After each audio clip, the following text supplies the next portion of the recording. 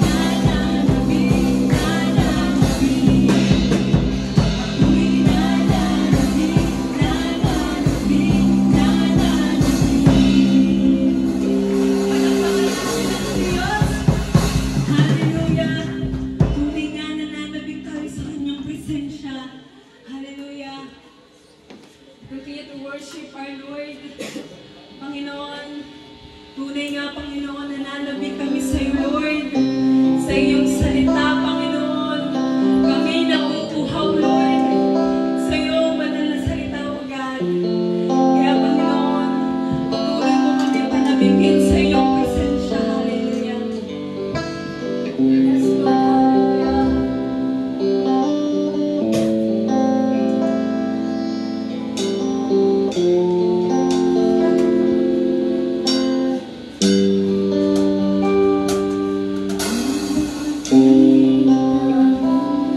Sa akin ay nais mo, ito'y nakalago.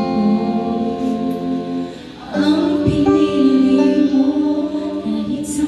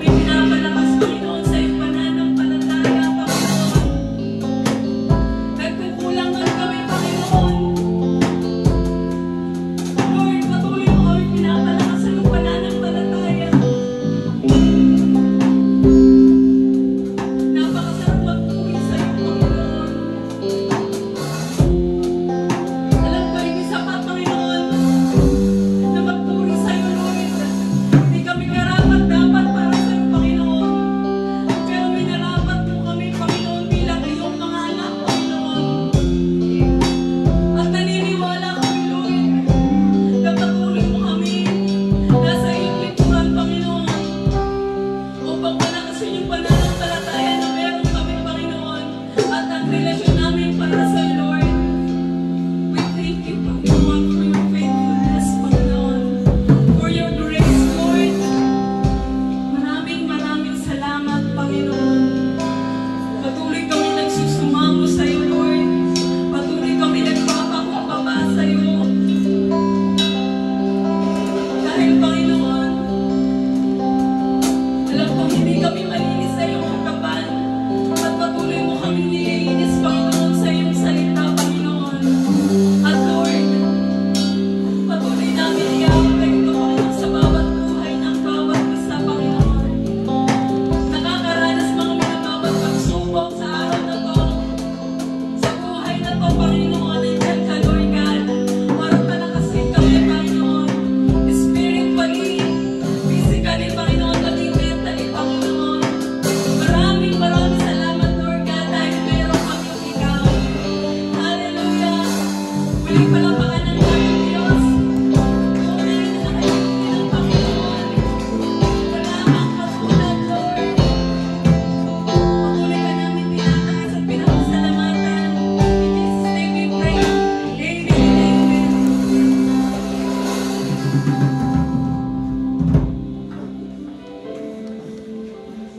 Manatili po tayong nakatayo sa bilang paggalang sa pagbasa ng salita ng ating Panginoon. Ito po'y hango sa unang Pedro, chapter 1, verse 8 to 9. Sabay-sabay po natin basahin. Hindi ninyo siya nakita, ngunit siya'y inibig ninyo.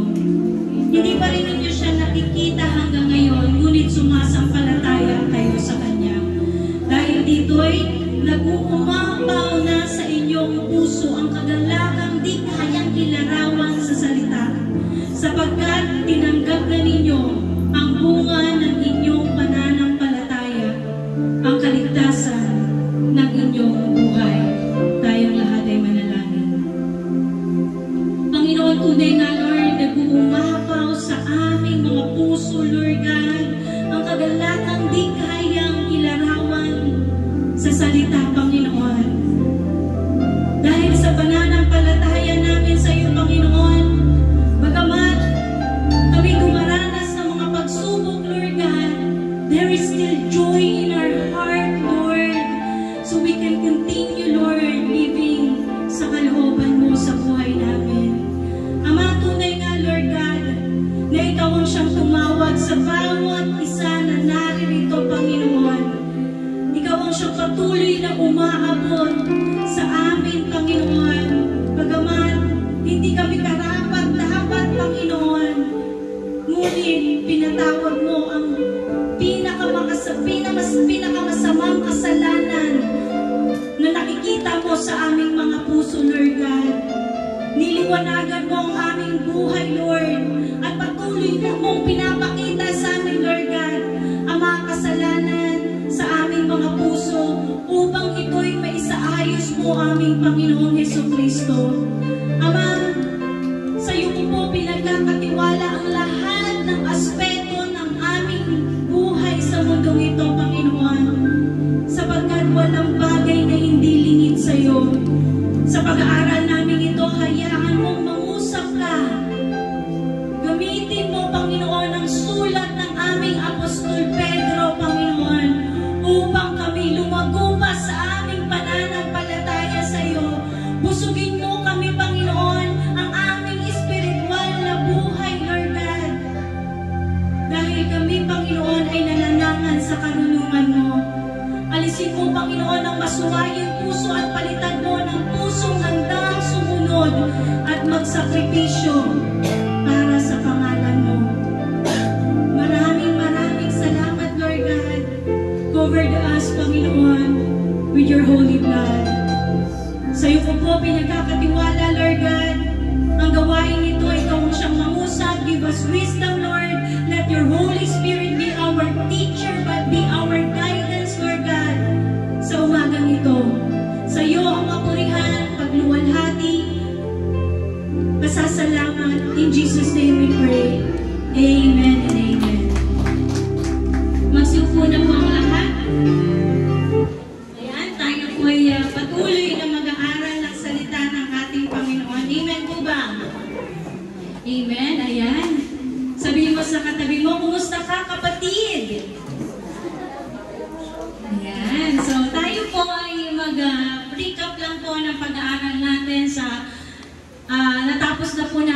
the grace of our Lord Jesus Christ, natapos na po natin ang una at ikalawang Timoteo. And sabi po sa pag-aaral natin, ito po, recap lang natin. Sa una, a spirit of boldness. Alam naman natin, pinakita ng ating Apostol Pablo ang kanyang pagiging pinakita ng ating Apostol Pablo kung paano niya turuan si Timoteo na isang kabataang pastor. Amen po ba? And alam naman natin na hindi ganun kadali at sobrang hirap yung pinagdaanan ng ating Apostol Timoteo nung siya ay sinugo sa Ephesians, sa Efeso. So ito pong sulat na ito ay si Pablo po ang nagsulat para kay Timoteo dahil siya po ay isinugo sa Efeso. So sa pangalawang pag-aaral natin, ito po yung sulat ng ating Apostol Pablo nung siya po ay nakakulong sa isang malamig na selda na nag-iintay na lang siya ng kamatayan niya. So ito po yung 2 Timothy. So Paul's gratitude and longingness to Timothy. Alam naman natin kung gaano naglulong si Apostol Pablo sa kanyang pag-iisa. Sabi niya nga doon sa latter part na pinag-aralan natin ng 2 Timothy, iniwan na siyang lahat. Maging ng kapwa niya mananampalataya, iniwan na siya. Pero never siyang iniwan ng Panginoon. Amen po ba? Ganon kabuti ang ating Panginoon. At kaya po tayo gumagawa ng book series para maunawaan natin ng maigi ang nakasulat sa aklat na ating binabasa. Paul's reminder to fan and to flame the gift of God. Alam naman natin yan. When Timothy was ordained as a young pastor, there are lots of gifts na ibinigay sa kanyang ating Panginoon at isa na ang biyaya sa pagpapahayag ng salita ng ating Panginoon. And that should be fanned into flame. Kailangan pag-apuyin, paningasin, upang magamit sa kapurihan ng ating Panginoon. Paul's appeal not to be ashamed of the gospel. Hindi dapat ikahiya. Ayan ang isa sa paalala at paulit-ulit na sinabi ng ating Apostol Pablo dito sa 2 Timothy. Huwag ikahiya dahil may mga kapatiran sila sa pananampalataya na ikinahiya. Even si Apostol Pablo dahil siya ay ikalawang beses nang nakulong. So, yun po yung kung maiunawaan natin yung sulat na yan. So, sabi dito, a servant of God. Pinakita din ng ating Apostol Pablo kung ano ang dapat maging karakter ng isang good soldier of Jesus Christ. And a worker approved by our Lord God. So, sabi po dito, ang tawag nito, kasi alam naman natin na hindi po si Pablo ang tumawag kay Timoteo. Amen po ba? Ginamit lang siya to ordain. Kasi alam niyo po ba, ang ordination is just praying to the person God has appointed. And even that person appointed someone or ordained someone, the Lord Himself called that person. Amen?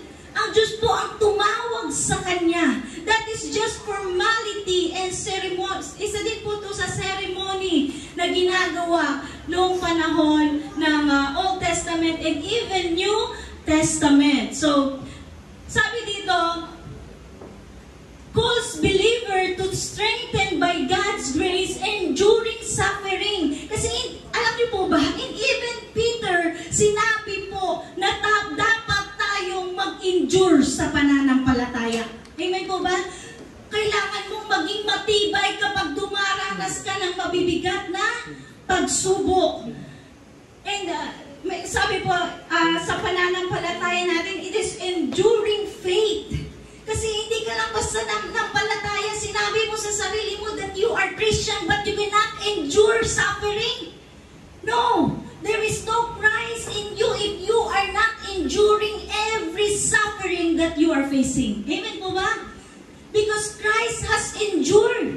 Amen po ba?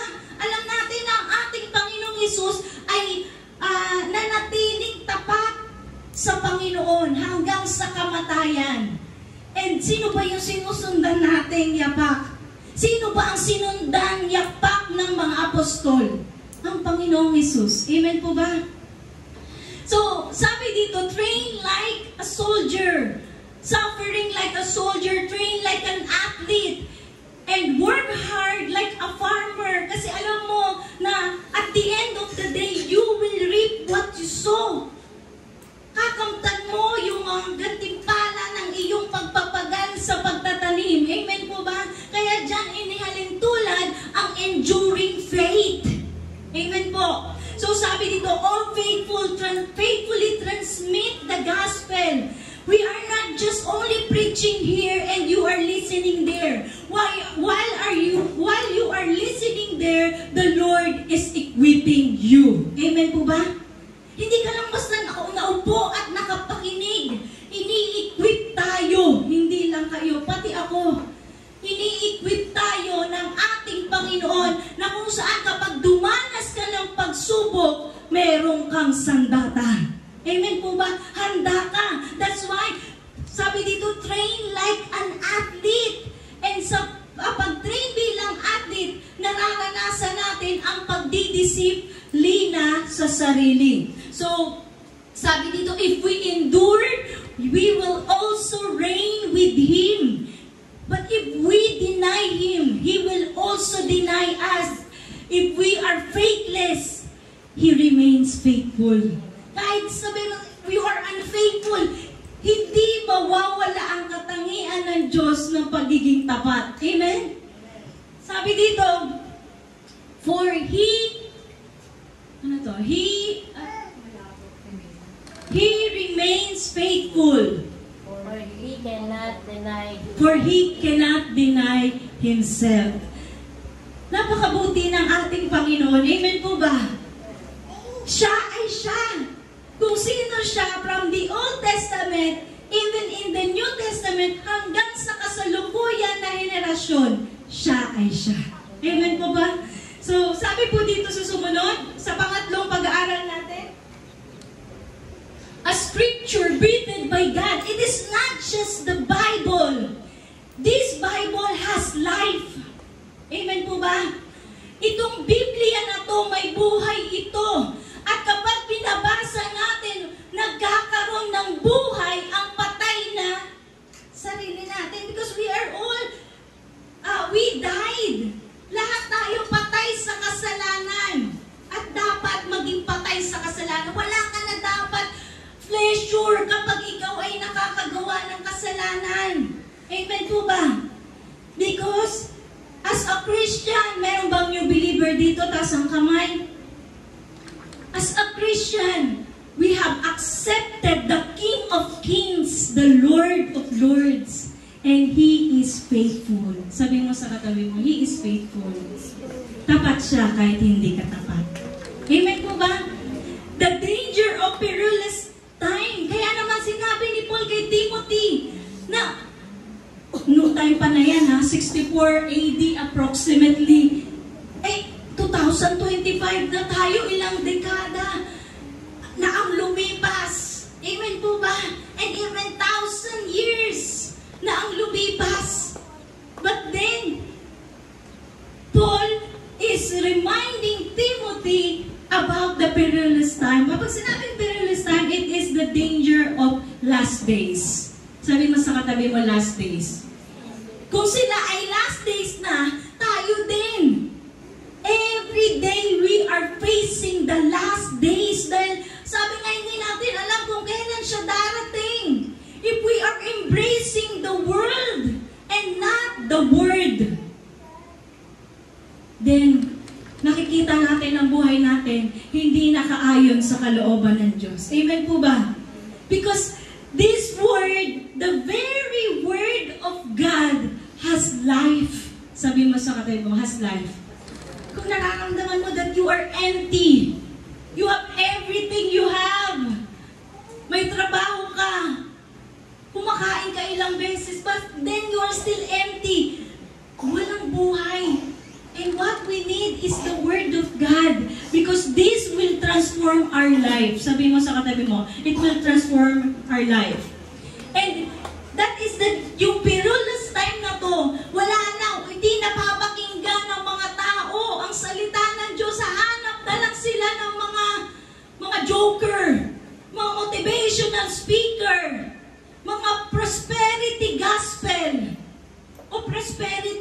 teacher or preacher. Pagyayamanin kayo ng Panginoon, yung mga ganon. Sumunod lang kayo, magsimba kayo. No! Hindi natin hawak ang buhay natin dito sa mundong ito. And may tinuturo ang Diyos sa atin. Every day, na pagtanggap natin ng hininga. Tuwing umaga, nagigising ka. Amen po ba? Lagi tayong nakakaharap sa mga huling araw. And it's really evident na po yung mga nangyayari, mga anak, mga lapastangan na sa magulang. Walang respeto sa magulang. Mas hinahangad pa ng mga tao ang kalayawan kaysa ang salita ng Diyos. Amen po. That is the sign na sinabi ni Apostol Pablo in the last days. And sabi dito, alam niyo po ba, nag-usap kami ni Nes kahapon, nung Friday. And sa aming pag-aaral, kino-contemplate namin yung mga pangyayari sa mundong ito. Kung noon ang panahon, pinapatay ang mga apostol, sa panahon natin ngayon, napaka-convenient. Amen po ba? Anytime pwede ka magbasa, pero ang kalaban natin mismo, ang sarili natin. It is hard for us to read the Bible, to open the Bible, to communicate to the Lord, but we are spending much time doing the worldly things that we enjoy. That is the sad reality. That's why, as we listen to the Word, let us spend time reading and communicating to the Lord. Sabi mo sa katabi mo, challenge mo yan. Challenge ko yan. Amen po ba? Hindi naman laging Sunday lang makakapakinig ka. Sunday ka lang ba nakikipagrelasyon sa Panginoon? No! Relationship must be working every day. Amen po ba? And doon mo ma-identify that there is a deceptive false teacher katulad nung time ni Apostol Pablo and Apostol Timoteo sa Ephesians. Christian na yun ha? Take note. Christian po ang Ephesian church. But they are not exempted sa mga false doctrine. Kaya sabi mo sa katabi mo, magsiyasat ka. But then, sabi dito, there is power of Scripture. Amen? Because the Lord has breathed every words. Kung titingnan mo, sa simula from the Greek word, from the Hebrew, Aramaic, and Greek word na salita, mapalag tayo. Na-translate siya upang maunawaan natin. Amen? Di na natin kailangan mag-aral pa ng Greek, ng Aramaic, ng Hebrew, para maunawaan ang nakasulat sa Bible. Amen po ba? Kaya we are privileged. Sabihin mo sa katabi mo, you are privileged. And sabi dito, the final instruction to Timothy, alam naman natin, Paul instructed Timothy to preach the word. Sabi mo sa katabi mo, preach the word of God. And prepared at all times. Alam niyo po, konektado siya sa sasabihin din sa atin ni Apostol Pedro. And sabi dito, Paul bid farewell and remarks to encourage Timothy for his battles. Paul was abandoned but never left alone by the Lord and recognized his fellows. Ayan po yung ending na pinag-aralan natin last week. And ngayon po, sa pag-aaral natin, ay realize na tapos na po na pala natin yung epistle ni Apostol Pablo. Simula sa Romans hanggang sa Philemon, tapos na po natin yan. Isisend ko po lahat yan sa ating Advanced Theological Training na GC. So, sabi dito, yung gospel, hindi pa po natin yan. Lahat ng blue marks, hindi pa po natin napag-aralan. And the general epistles, Hebrews, James, natakal na po rin natin, na-discuss na din po natin yan. And ngayon po, dadako tayo sa unang Pedro. Sabi mo sa katabi mo, unang Pedro. So, pag-aralan po natin, sabi dito, buksan po natin ang aklat ng unang Pedro, chapter 1. Hope in a world that is not our home. Yung umaasa ka dahil alam mo, hindi ito ang palagiang tahanan mo. Amen po ba? Sabi mo sa katabi mo, hindi ka habang buhay nandito. Kaya gamitin natin ang bawat oras at pagkakataon na mas mapaigting ang pananampalataya at relasyon natin sa Diyos. Amen po ba? So sabi dito, Peter greeted the elect pilgrims. Peter encouraged to hope in the Lord. Peter reminded to live holy. For God is. Peter recalled about the enduring word. So pag-aralan po natin. So hope in a world that is not our home. So sabi dito, sa unang Peter po, was likely written around after death of Jesus Christ, 62 to 64. So parang nag-ano din sila ng sulat ni Apostol Pablo. Kasi nung time po niyan, mayroong mahigpit na persecution na nangyayari sa mga even Gentiles. Kasi sinakop na po sila ng Roman Empire. And sabi dito ng commentary that Rome daw po is called Babylon. It's just the symbolically called as Babylon. Bakit daw? Sabi dito, pinag-aralan ko to, bakit daw nila tinawag na ng mga theologians and mga scholars, Bible scholars, na ang Rome daw ay Babylon. Kasi ito po'y corrupted. Kung corrupted na dito sa Pilipinas, mas corrupted po ang bansang Roma. So, ayan po yung sinabi, kaya they are so-called the Babylon. But that is not exact location of the Babylon kung titingnan natin yung mapa. So, sabi dito, by Apostle Peter, who commissioned the letter to be written by his co-worker Silvanus. Si Silvanus po ang nagsulat nito at dinidictate lamang ni Apostol Pedro. It was addressed to the various scattered Christian communities in Asia Minor or modern-day Turkey who were facing persecution, hostility, harassment from their Greco-Roman. Pag sinabing Greco-Roman po, na-impluensyahan na sila ng both Greece and Rome. So sabi dito, the letter's purpose was to encourage the chosen exiles. Yung mga nakatakas na mga mananampalataya na tinutugis o pine-persecute ng mga Greco-Roman. To remain faithful, behave honorably, and find hope and comfort in their heavenly home as they face the suffering. So sabi dito sa sumunod, Peter, ang audience po niyan, mostly Gentiles, Christian, facing hostility, mga hentil, yung audience ni Apostol Pablo dyan. Mostly, not all. So sabi dito, and wrote the letter to encourage and comfort. So ang goal dito ng sulat ni Apostol Pablo is to provide instruction, comfort, and theological framework for understanding para maunawaan ang buhay mananampalataya na mag-endure sa bawat paghihirap, focusing dun sa hope. Kasi ano ba yung hope natin? Umaasa ka ba sa mga bagay na nakita mo na? Hindi, di ba? Kaya ka umaasa kasi hindi mo pa nakikita. That is hope. And that hope comes from our Lord Jesus Christ. Kasi mahirap umasa sa mga bagay sa mundo. Amen po ba? Sino umasa sa mundo at nag-fail? Taas ang kamay. Lahat tayo, tama po ba? Umasa ka sa mundo pero nag-fail ka. But then, the hope that is referring here ni Apostol Pablo ay pag-asa sa Panginoon. Amen?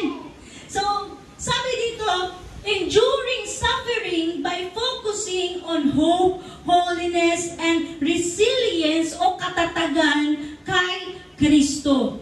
And Peter entrusted Si Silas, or other name daw po niya is Silvanus. Pero chinek ko, magkaiba daw po si Silvanus kasi naman, sa pangalan nila, pare-pareho po. May isa pang Silvanus na tinutukoy. But then, yung tinutukoy dito is si Silas. So sabi dito, with his letter to act as entrusted messenger to the persecuted Christian in Asia Minor. So alam niyo po ba that Peter is uneducated? Hindi po nakapag-aral si Pedro. Kaya meron siyang sekretary. Hindi ibig sabihin na ang tinatawag ng Panginoon is yung literate lang yung nakakabasa. No! Isang patunay si Apostol Pedro na kahit ang hindi nag-aral ay tinatawag ng Diyos at ginagamit ng Diyos. Amen po ba? Apostol Pedro, hindi po siya nakapag-aral. He was a fisherman nung siya ay tinawag ng ating Panginoon. So sabi dito, some commentators believe that Silas also helped Peter write the letter, possibly as a secretary, or may secretary na rin pala nung panahon na yon. Pero ang ginagawa ni Peter, sulat niya pa rin yan. Kasi siya po yung nagdidictate, iba lang ang nagsusulat. So, give assurance of God's grace. The letter message was intended to reaffirm the true grace para ipakita sa mga magbabasa o magbabasa ang totoong grasya na nagmumula sa ating Panginoon. Amen po ba? Yung biyaya, yung kagandahang loob ng ating Panginoon, which would help believers endure their persecution and stand firm in their faith. Kasi pag hindi mo alam ang kagandahang loob ng Diyos sa buhay mo, you might sway. Pwede kang mag-sway. Pwede kang kumuha ng pundasyon o lakas ng loob sa partner mo, sa nanay mo, sa magulang mo. But then no! Kapag nakita ka ng mali sa kanila, parehas kayong madi-discourage. That's why the enduring faith, kapag ikaw dumadanas ng pagsubok, dapat alam mo kung saan ka tatakbo. Amen po ba? Kanino? Sa Panginoong Diyos. Sabi po dito sa sumunod, historically and scholarly consensus indicates Peter was likely illiterate and did not write the two Testament epistle that bear his name.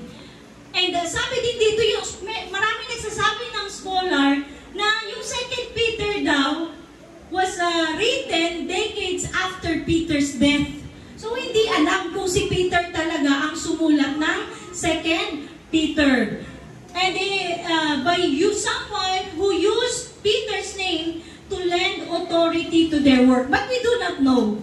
And we did not argue about this. All we know that there is 2 Peter na naitala sa Bible. So sabi dito, he was a fisherman requiring little formal education. Peter would have got neither time nor the money to acquire writing skill.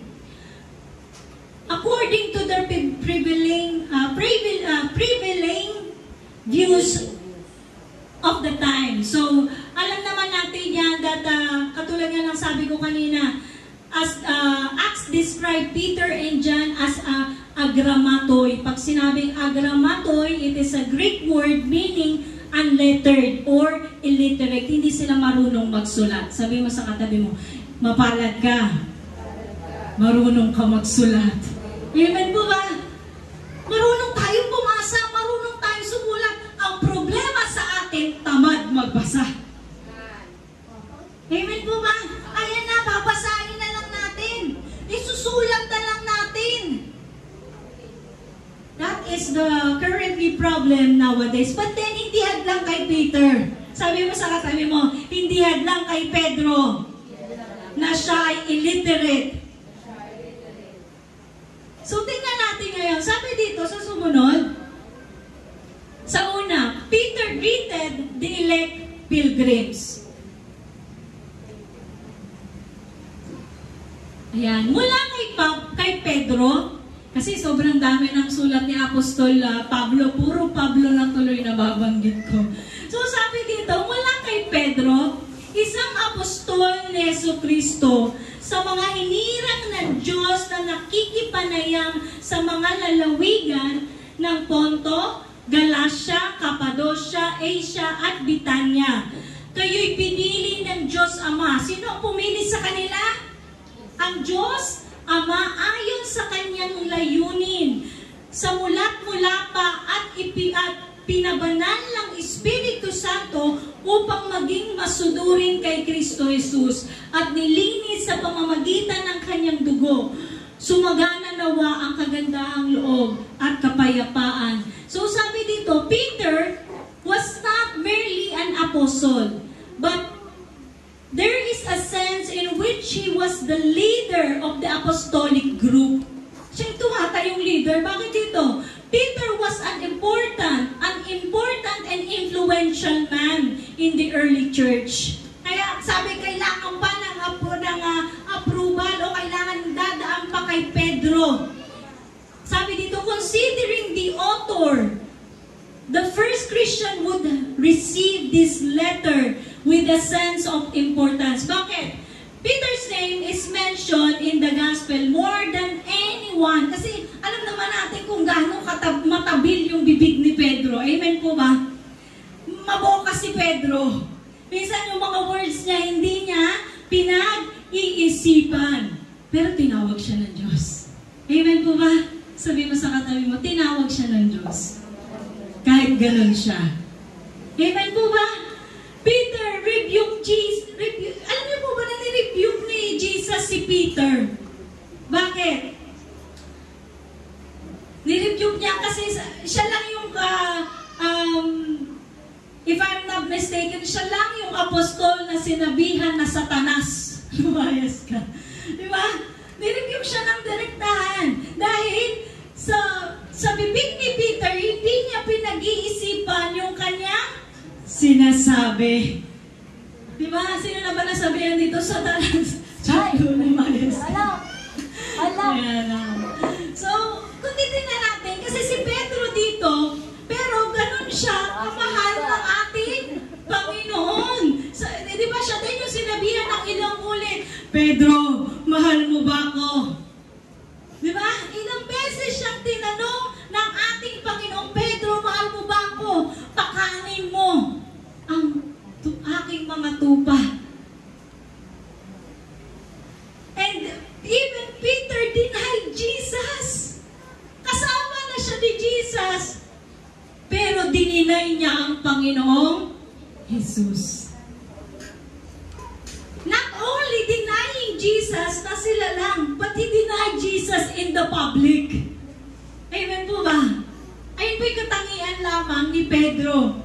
And, pero si Peter din naman, pinraise din siya ni Jesus more than any other disciple. Amen po ba? Dahil, sabi niya, pinahayag kay Pedro ng Diyos. Kasi, tinanong siya kung sino si Jesus, di ba?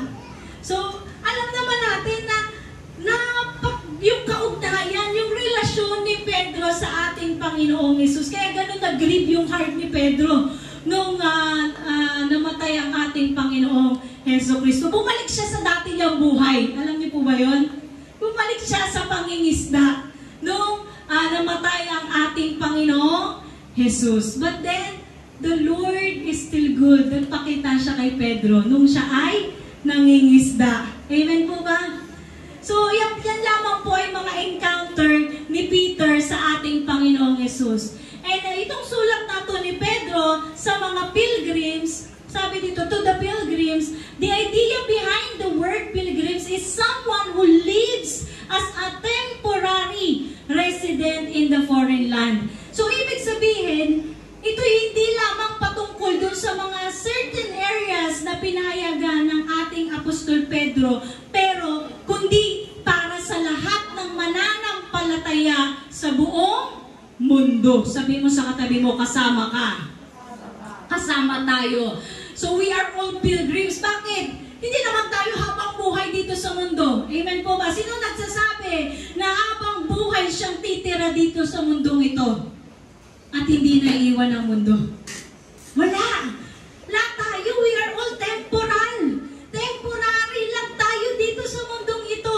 So, kaya sabihin mo sa katabi mo, do not embrace the world. Huwag mong yakapin ang mundo na as if hindi mo naiiwan ang mundo. Iiwan natin ang mundo. Sabi nga nung tita ni RJ kahapon na umating kami sa Lamay kahapon. Sabi niya, una-unahan lang. Amen po ba? Sabi mo sa katabi mo, una-unahan lang. Kaya huwag mong yakapin ang mundo. Aalis at aalis tayo. We are all pilgrims. Sabi dito, as our sojourners and travelers and pilgrims live in the constant awareness that their true home. Alin ba yung tunay na tahanan natin? Dito ba o sa langit? Sa langit. Amen po ba? Kaya there is hope in our heart. Mayroong pag-asa sa puso natin na kahit tayo'y dumaranas ng pagsubok. So that is, sabi dito, yung nabanggit na certain place ni Apostol Pedro, Pontus, Galatia, Cappadocia, Asia, and Bithynia. So yan po yung mga words. But intentionally written to all Christians. Sabi mo sa katabi mo, to all Christians. Sabi dito, elect according to the knowledge. Peter first described his intended readers as elect. Sabi mo sa katabi mo, kapag nagbabasa ka ng sulat ni Apostol Pablo, we are all elect. Sabi mo sa katabi mo, elect. Pag sinabing elect, chosen, pinili ng Diyos. Sabi mo sa katabi mo, hindi ng katabi mo, kundi ng Diyos. Amen po ba? We are all chosen by our Lord according to the foreknowledge of God. According to His foreknowledge. Pag sinabing foreknowledge, hindi pa nangyayari, alam niya na. Ayun po yung foreknowledge. That this describe the nature of their election. God's choosing is not random or uninformed, but according to His foreknowledge, which is an aspect of His omniscience.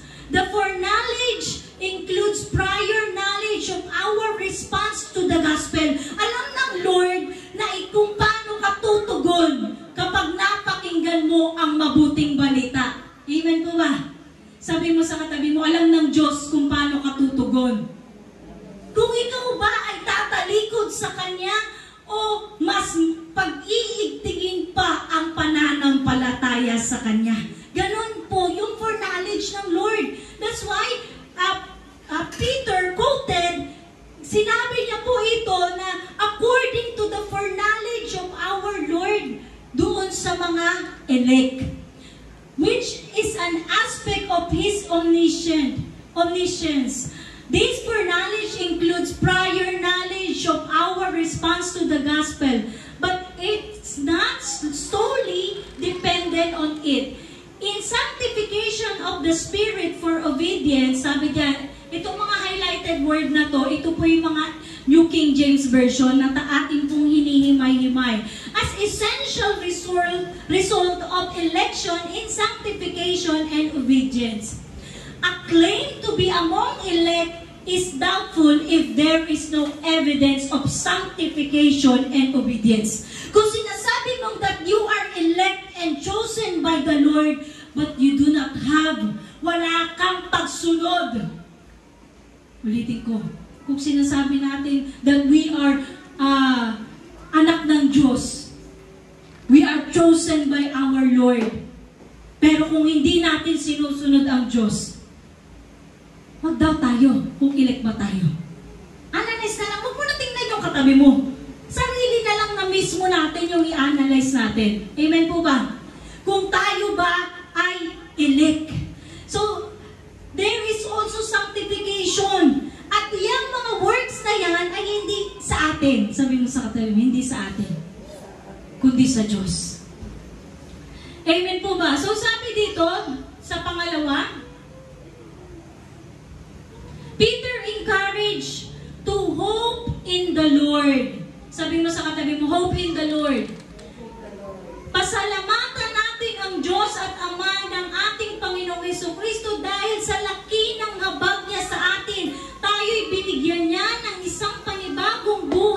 pamamagitan ng muling pagkabuhay ni Jesucristo. Ito ang nagbigay sa atin ng isang buhay na pag-asa. Buhay na pag-asa. Na magmamana tayo ng kayamanang di masisira, walang kapintasan at di kukupas na inihanda ng Diyos sa langit para sa inyo. Sa pamamagitan ng inyong pananampalataya, iniingatan kayo ng kapangyarihan ng Diyos. Sino ang nag-iingat sa atin? Kapangyarihan ng Diyos. Hindi natin kayang ingatan yung salvation natin dahil hindi yung galing sa atin. Sabi mo sa katabi mo, yung salvation natin ay hindi galing sa atin. We are not the source of salvation. Ang source po ng salvation natin is Jesus Christ. All we have to do is to have faith. Sabi mo sa katabi mo, have faith in the Lord. Dahil siya po ang nag-iingat, ang may kapangyarihang mag-ingat ng ating pananampalataya. Habang hinihintay natin o ninyo ang kaligtasang nakahandang inihayag sa katapusan ng panahon. Ito'y dapat ninyong ikagalak kahit na maaring magdanas muna kayo ng iba't ibang pagsubok sa loob ng maikling panahon. Yung pagsubok pa natin forever, for lifetime ba yan? Hindi.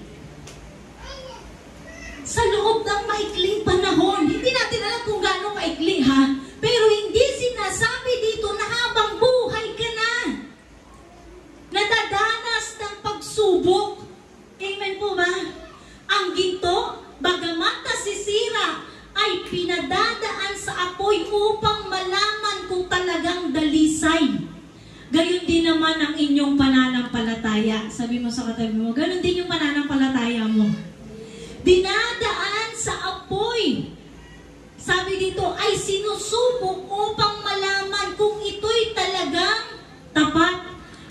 Sa gayon, kayo'y papapurihan, dadakilain at pararangalan sa araw na mahayag si Kristo Jesus. That is also sanctification. Alam niyo po ba, ang ginto, kapag ang ginto po ay sinusunog, natatanggal po dyan yung mga impurities. Amen? Makikita kapag ang ginto ay dinadarang sa apoy at nalulusaw, nasisira dyan o nawawala yung mga dumi o yung mga hindi talagang ginto. Ganun din sa pananampalataya natin. Tayo'y dumadarang sa apoy. Sabi mo sa katabi mo, dumadarang sa apoy. Dinadaan tayo sa apoy at ang apoy na yan ay nagsisilbing pagsubok ng ating buhay. Amen po ba? Hindi madali. Sabi mo sa katabi mo, hindi madali. Pero ang purpose ng Diyos, kaya tayo dumadaan sa pagsubok upang malaman kung talagang tayo'y sa Diyos. Amen po? Kasi pwede natin sabihin na tayo'y sa Diyos, pero pagdating ng pagsubok, tatalikod sa Diyos. Nakuha po natin? No! Kapag dumating ang pagsubok sa totoong Kristiyano, hindi siya tatalikod sa Diyos. Mas lalo siyang tatatag sa kanyang pananampalataya sa Diyos. Amen po ba? Ganun dapat yung maging karakter natin kung talaga tayong elect. We do not question the faith of others. Let us question our faith in the Lord kapag tayo'y dumadarang sa apoy o dumadaan sa pagsubok. Amen po ba? Are we blaming the Lord? Are we questioning the Lord? Or are we praising the Lord kasi dumaan tayo sa pagsubok? Kasi alam natin na yung mga impurities ng heart natin, inaalis ng Diyos sa buhay natin. Amen? Pinapaging dalisay tayo. That is the evidence of sanctification and our faith sa ating Panginoong Jesucristo. In this, you greatly rejoice. Ano ba yung response natin? Nagagalak ba tayo kapag dumaraan tayo ng pagsubok? We especially rejoice in God's keeping power. When we are grieved by the various trials, knowing that they will keep us, our faith is tested by fire. If need be, sabi sa New King James Version. At sabi sa Tagalog, panandalian.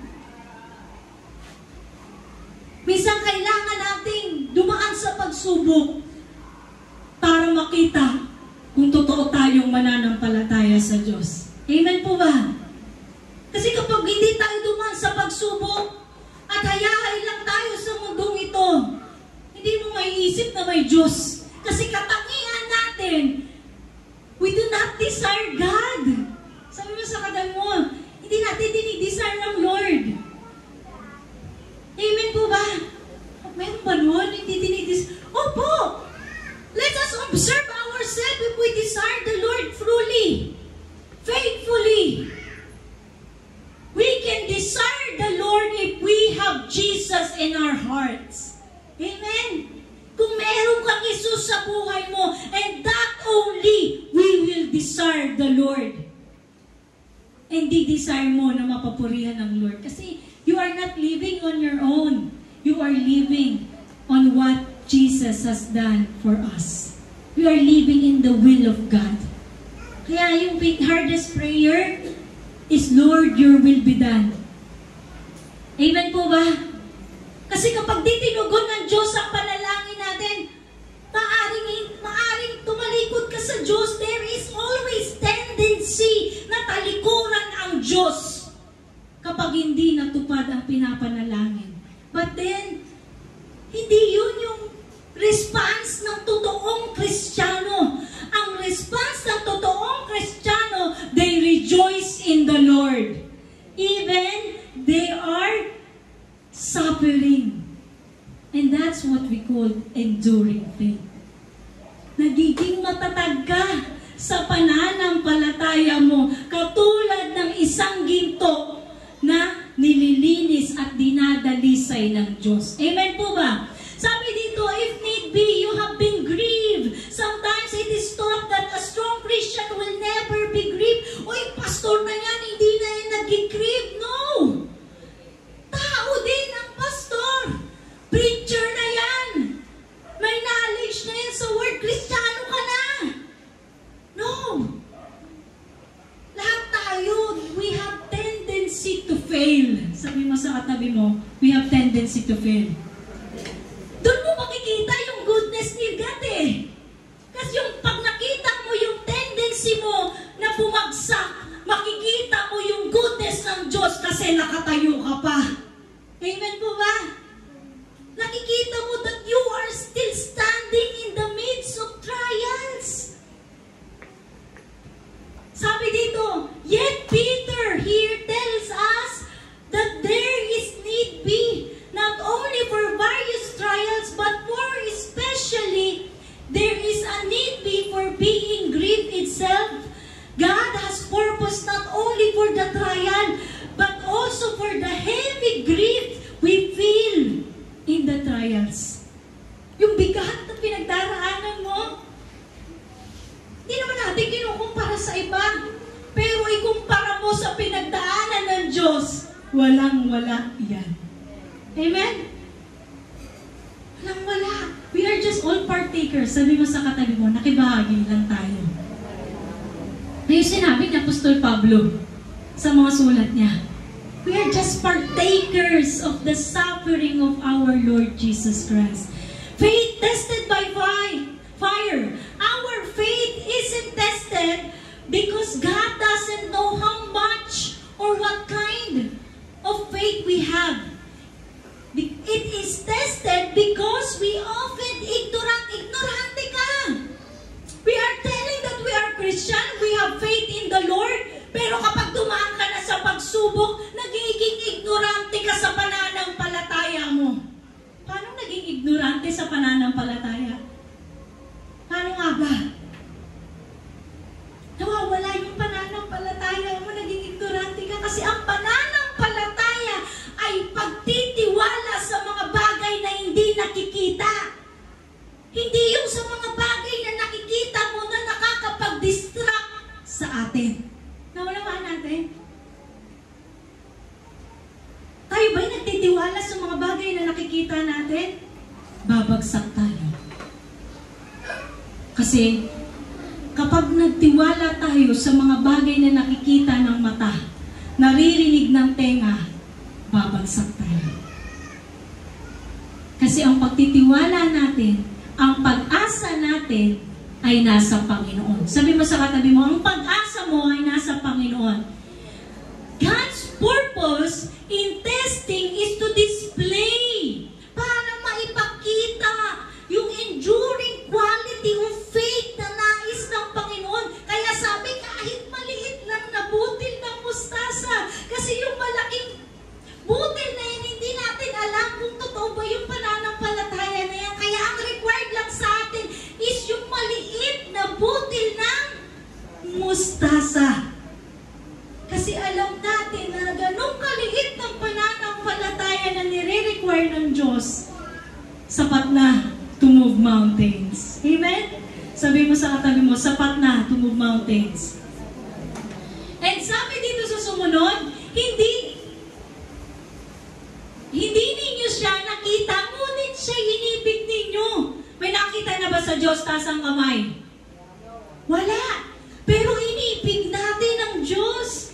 Hindi pa rin ninyo siya nakikita hanggang ngayon, ngunit sumasampalataya kayo sa Kanya. Dahil dito'y, ayun yung pag-asa. Hindi mo siya nakita pero inibig mo. Hindi mo pa rin siya nakita pero sinampalatayaan mo. The joy that you cannot explain, the joy in your heart. Sabi dito, dahil dito'y nag-uumapaw sa iyong puso ang kagalakang di kayang ilarawan ng salita, sapagkat tinanggap na ninyo ang bunga ng pananampalataya sa kaligtasan ng inyong buhay. The purpose of trials for those who are saved in this you greatly rejoice. Though now for a little while, you have been grieved by various trials, but the genuineness of your faith, being much more precious than gold that perishes, though it is tested by fire, may be found to praise, honor, and glory the revelation of Jesus. Alam niyo po ba, once na dumadaan tayo ng pagsubok, mas napapahayag sa atin ang Panginoon.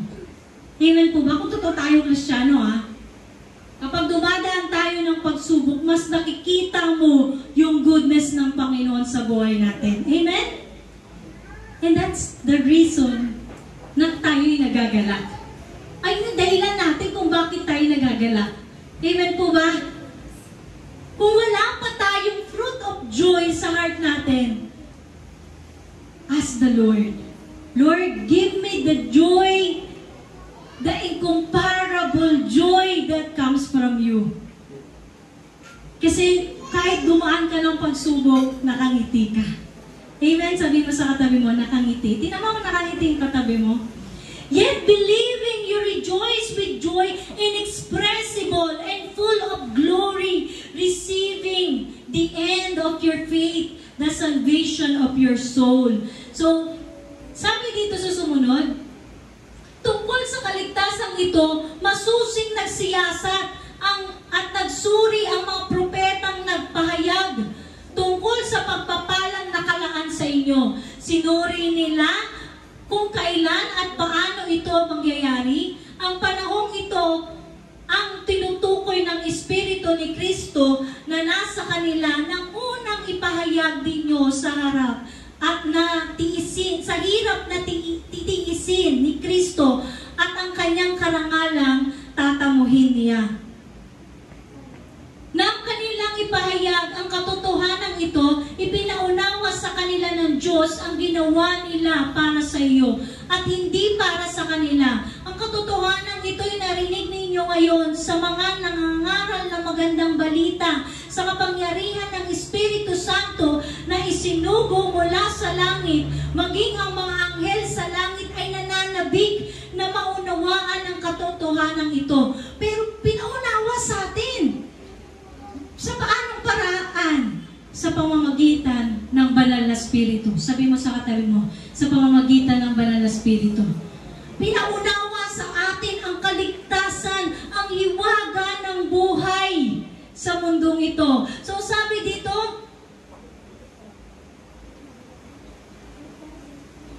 ayan, yung pangatlo, ayan, naglolo ko yung aking clicker.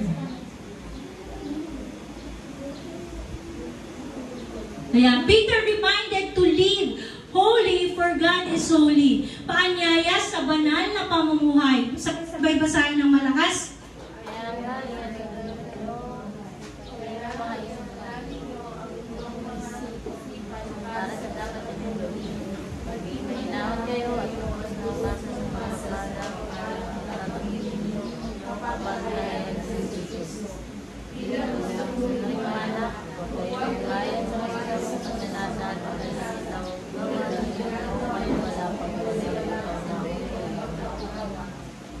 Amen. Sabi dito, paanyaya sa banal na pamumuhay. Kaya nga, ihanda ninyo ang inyong mga isipan para sa dapat ninyong gawin. Paano natin may hahanda ang ating isipan? Sa pamamagitan ng pag-aaral ng salita ng Diyos. Maging mahinahon kayo at lubos na umasa sa pagpapalang tatamuhin ninyo kapag nahayag na si Kristo Jesus. Bilang masunuring anak, huwag kayong umayon sa masasamang pagnanasa tulad ng ginagawa ninyo noong kayo'y wala pang tunay na pagkaunawa. So alam naman natin na noong tayo'y wala pang tunay na pagkaunawa, ganun din yung Kristiyano na sinasabihan ng ating Apostol Pedro, noong unang panahon, ang nais lang nila ay gumawa ng masama na naayon sa kanilang mga pagnanasa. Pero tayo'y pinababalaan ng ating Apostol Pedro na huwag tayong umayon sa masamang pagnanasa. Asan ba nagsisimula yung pagnanasa natin? Sa puso. Dumadaan.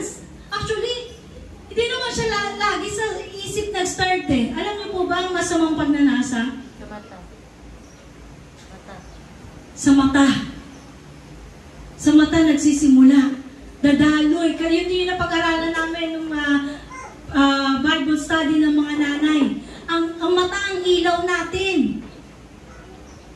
Kung ano yung nakikita mo, yun yung papasok at mararamdaman at papasok sa isip natin at magre-response ang ating katawan. At kung tayo umaayon, actually binigyan tayo ng Diyos ng abilidad na magpasya. Nasa atin kung aayon ka o hindi sa masamang pagnanasa, hindi tayo dapat makontrol ng ating sarili.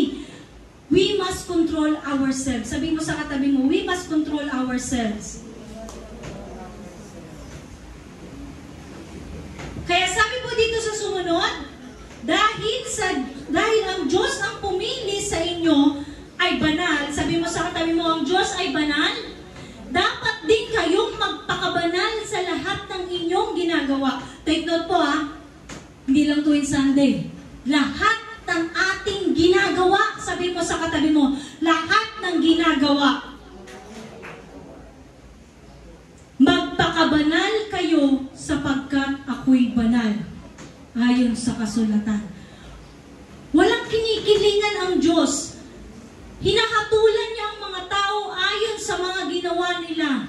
At dahil tinatawag ninyo siyang Ama, you pray, Lord God, Father, mamuhay kayong may takot sa Kanya. Hindi may takot sa kapwa mo. Diba? Matakot tayo sa Diyos. Alam niyo po ba kung bakit nakikiayon ng mga Kristiyano? Takot sila sa kapwa nila kaysa sa Diyos. Amen po ba? Mas takot sila na usigid sila ng kapwa nila kaysa matakot sila sa Diyos. Kaya nawawala ang kabanalan. Kasi mas gusto pa nating ma-please ng tao kaysa ma-please ng Diyos. Diba? Kaya nakakaayon na gumawa ng masasama ang mga tao. Kasi takot tayo na makondem ng tao. Takot tayo makas out ng tao. Takot tayo mag-isa. Pero hindi yun yung nais ng Diyos na pamumuhay na nais niya para sa atin. Ang nais ng Panginoon, mamuhay tayong may takot sa Kanya. We fear to sin. Kasi alam natin kapag tayo'y nagkasala, ito ang na naman ang magiging dahilan ng pagkawalay. Ito'y naghihiwalay sa atin sa Diyos. Amen po ba? Kaya yung response ng tao kapag gumawa ng kasalanan, lalayo sa Diyos. Pero kung meron tayong Kristo na tinanggap sa buhay natin, kapag nakagawa ka ng mali, luluhod ka. Magpapakumbaba tayo sa harapan ng Diyos. Amen po ba? Sabihin mo sa katabi mo, wag pakumbaba sa harapan ng Diyos.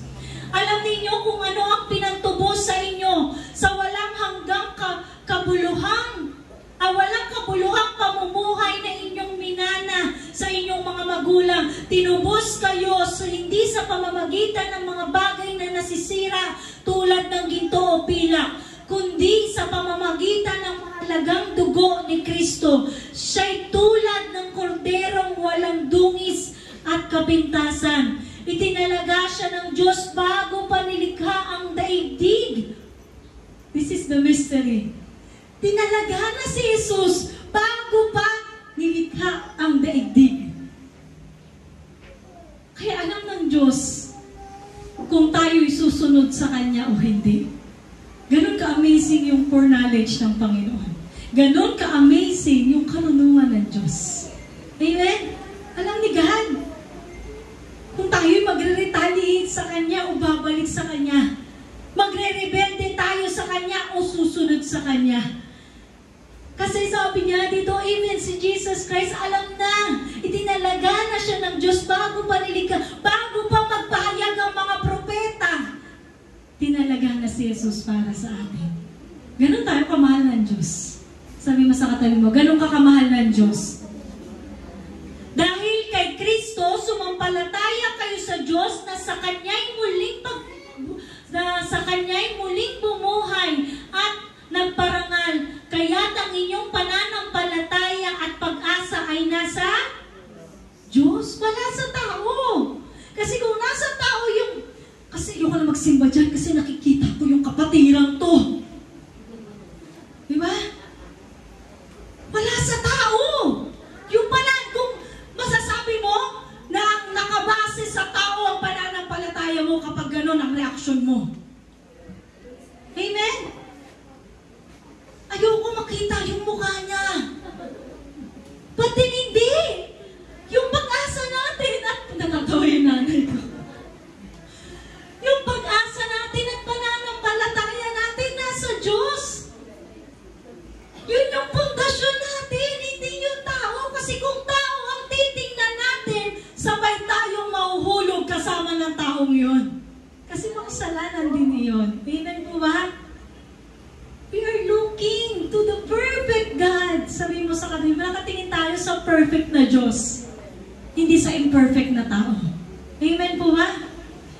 That's why, sabi dito, andun yung karangalan. Kasi si Jesus ang basihan ng pananampalataya at pag-asa natin.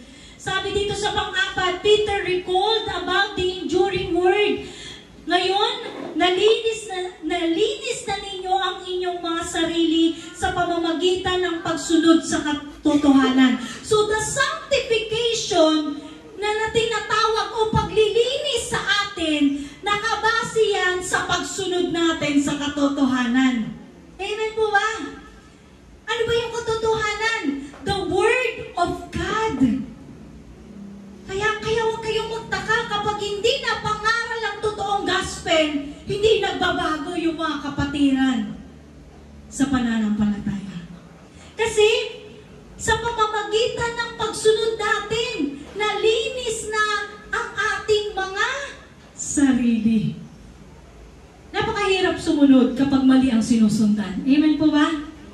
Pero madaling sumunod kapag alam mo na si Jesus ang sinusundan natin. Amen po ba?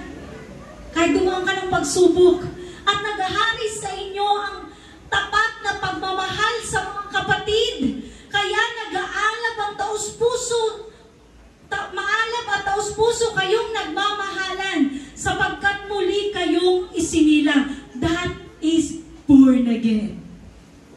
Amen?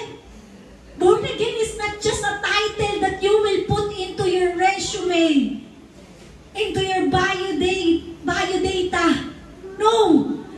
Ang muling pagkabuhay ay ang muling isinilang o pagiging born again natin nakabase sa pananampalataya natin kay Kristo Jesus. Amen? Muli kang binuhay ni Jesus Christ.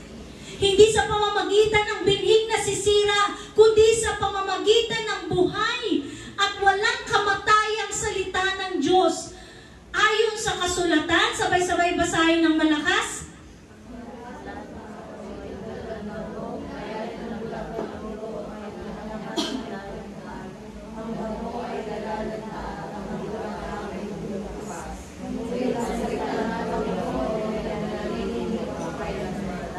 Amen.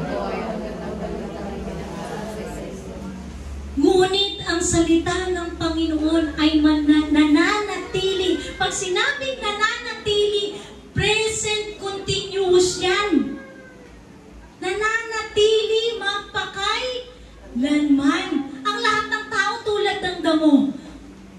Lahat tayo mapaparang. Yung ganda natin ngayon, maya-maya kukulubot na yan. Di ba?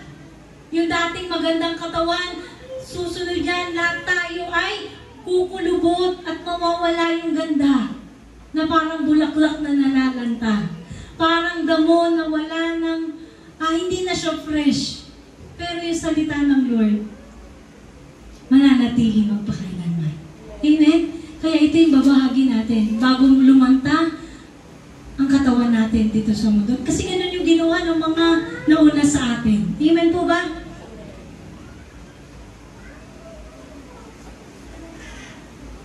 The eternal word, in contrast, the word of God is eternal and does not pass away. Kasi alam naman natin, ang buhay natin sa mundong ito ay panandalian lamang. Amen? Tayo pong lahat ay tumayo at manalangin. Hindi ko po nailagay yung summary ko dyan. Tayo pong lahat ay manalangin. Panginoon, bagamat tumaranas kami, Panginoon, ng pagsubok sa maiksing panahon, hayaan mo, Lord God, na manatili sa amin ang iyong mga salita. Maging tapat kami sa iyong salita, Panginoon. Sa mga aral na tinanggap namin at tatanggapin pa, Panginoon, makita sa amin, Lord God, ang tunay na pananampalataya na dumadarang sa apoy. Bagamat kami, Panginoon, ay sinusubok kabila-kabila, Panginoon, kami ay dumaranas, Panginoon, ng kabigatan, patuloy mo kami inaakay. You are our great encouragement, O Lord. Yung salita mo, yung aming great encouragement, Lord God, sa mundong ito. Lord, hayaan mo yung mga kapatid ko sa pananampalataya, Lord, na umasa sa iyong salita, umasa sa pananampalataya, Panginoon, at makita sa aming gawa, Panginoon, na kami mga anak mo sa pananampalataya. Dalangin ko nawa, Panginoon, sa mga kapatiran namin ang hihina, patuloy mo nawa bigyan ng kalakasan ng bawat isa, katagumpayan, Panginoon, sa bawat pagsubok na pinahihintulot mo. Lord, alisin mo yung pag-ibig sa mundo. Palitan mo, Panginoon, ang uhaw sa aming mga puso, Panginoon, upang maranasan namin, Lord, makita ng bawat isa ang kabutihan at kagandahang loob ng aming Panginoong Jesucristo. Sa kabila ng pagsubok na pinahihintulot mo na maranasan namin sa mundong ito, dalisayin mo ang aming mga puso. Linisin mo ang aming mga puso. Palitan mo ng kagalakan, Panginoon, ang aming mga puso kapag kami dumaranas ng pagsubok. Katulad ng pahayag ng aming Apostol Pedro sa mga exile o pilgrims, Panginoon, hayaan mo, Lord, na ipakita mo rin sa amin, ipaalala mo sa amin, paulit-ulit, Panginoon, na ang buhay dito sa mundong ito ay maiksi. At huwag namin sayangin sa mga bagay na walang halaga. Dalangin ko nawa, Panginoon, may you be the encouragement of our faith through our Lord Jesus Christ. We pray. Amen and amen.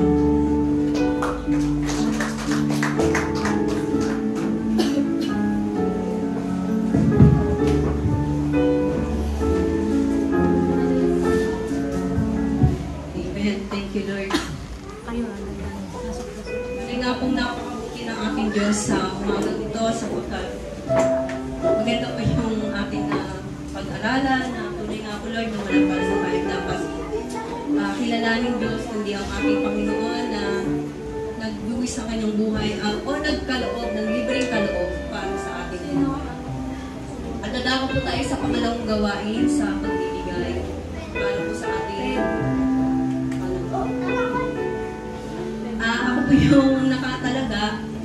Ito po, actually, ito po yung nag-reveal sa akin sa Malakay 3:10, which is yung utos kasi itong salita ni Lord na to na sa Malakay is may utos at may promise. Sabi po sa Malakay 3:10, dalhin ninyo ng buong buo ang inyong mga ikasampung bahagi sa tahanan ng Diyos upang matugunan ang pangangailangan ng ating tahanan. Promise, subukin. Yung pong word na subukin, ang kasunod po nito is promise.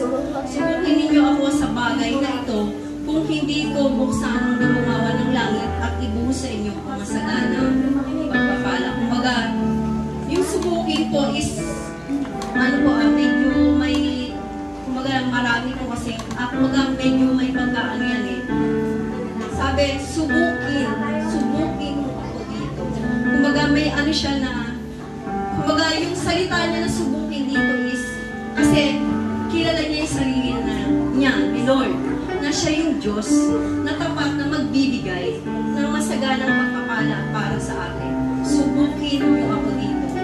Kumbaga, nandun po tayo sa pagkilala sa kanyang mga salita na sinabi niya na subukin kasi alam niya na kapag sinubukan natin siya is masagana siyang magbabalik sa pagpapala na kaya niyang ibigay sa atin.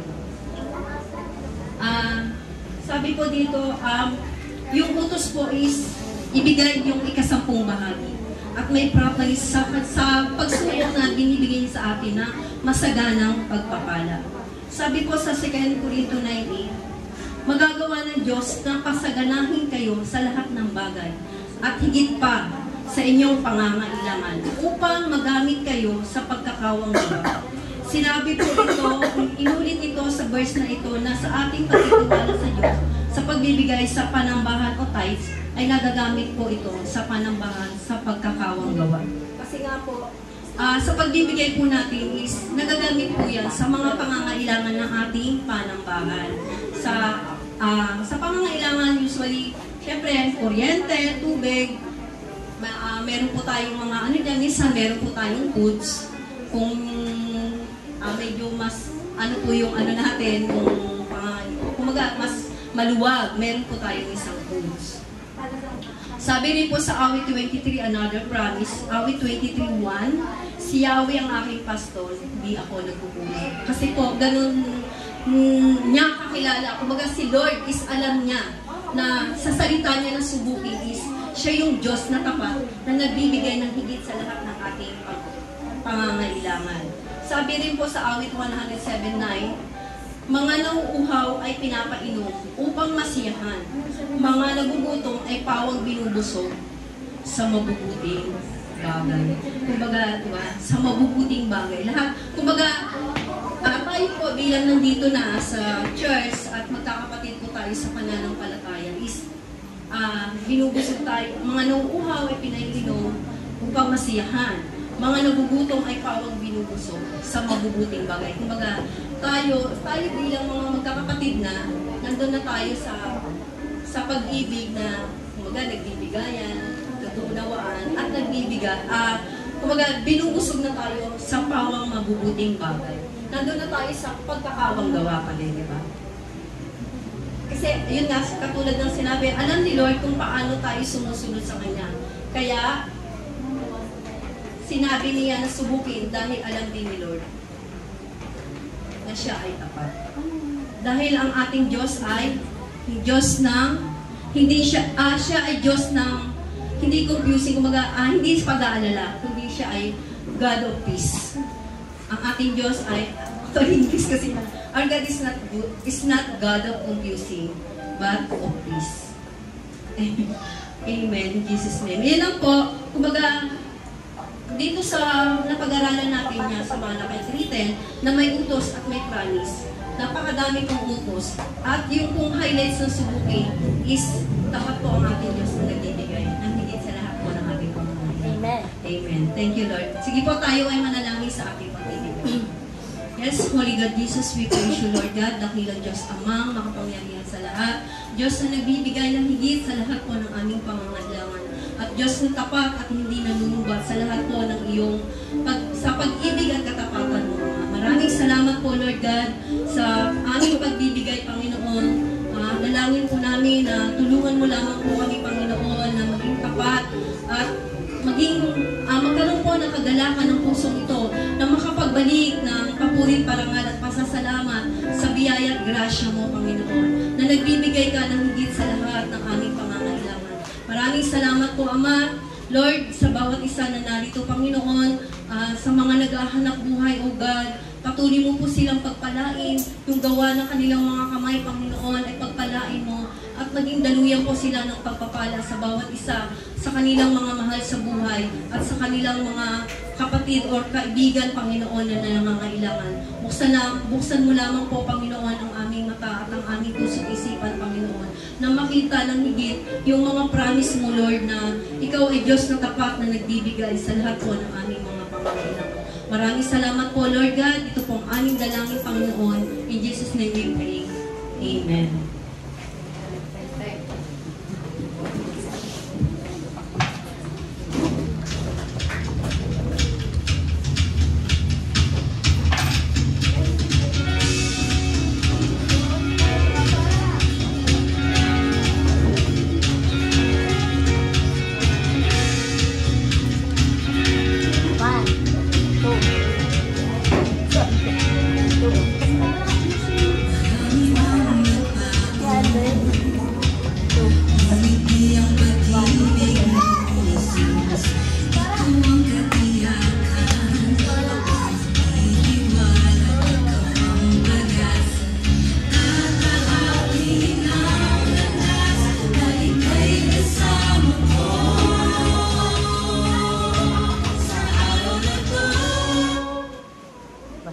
Makanta lahat eh.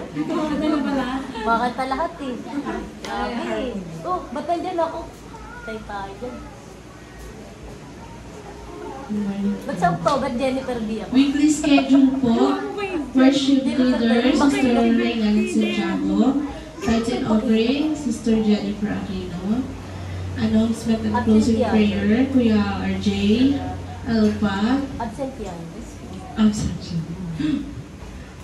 Save the date, December 28, 2025, our 3rd anniversary and Thanksgiving. And let us all commit this to the Lord. Recognition of basic theology course and public speaking course during anniversary. Semi-formal attire is a must. Let us also pray and commit to the Lord the ordination of His servant to be conducted during anniversary. Every first Sunday of the month, West Crammy Church will be with us to be united in communion. Once a month, October 11, 2025, we will go to West Crammy to be with them in their Saturday worship. Youth Bible Study every Saturday, 8 a.m. to 9:30. Please invite the young generation to join. Dance ministry practice right after the youth Bible study. Music team practice every Saturday. Music team will also be having their Bible study and fellowship once a month. And prayer meeting and meeting elders Bible study at Road 5 Aquino Residence every Thursday. Sa mga gusto pong Bible study every Thursday, mga nanay dyan, pwede naman po, join po kayo sa amin every Thursday, 9 a.m. to 11 a.m. po. Mapalakasan po tayo sa Lord. Lastly, we have advanced theological training after worship service today for public speaking presentation of Bible study to be facilitated by Sis Denise de los Reyes. Ano na siya? Mayroon lang tayo mamaya. Mixing ano lang. Or mixing sasabihin natin. Okay. Next week will be Sis Nes.